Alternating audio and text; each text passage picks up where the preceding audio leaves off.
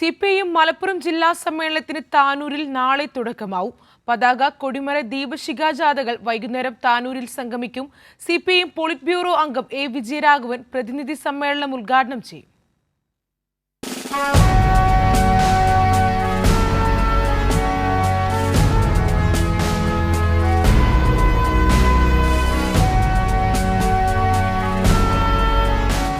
പതിനെട്ട് ഏരിയ കമ്മിറ്റികളെ പ്രതിനിധീകരിച്ച് 332 പ്രതിനിധികളും 38 ജില്ലാ കമ്മിറ്റി അംഗങ്ങളും സമ്മേളനത്തിൽ പങ്കെടുക്കും.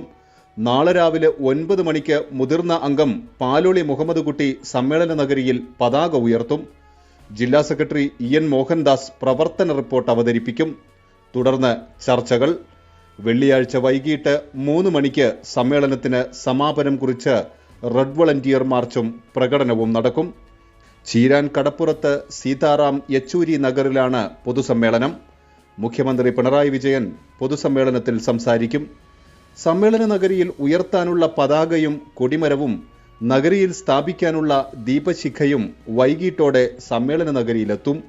സ്വാഗത സംഘം ചെയർമാൻ മന്ത്രി വി അബ്ദുറഹ്മാൻ നഗരിയിൽ പതാക ഉയർത്തും. കൈരളി ന്യൂസ്, മലപ്പുറം.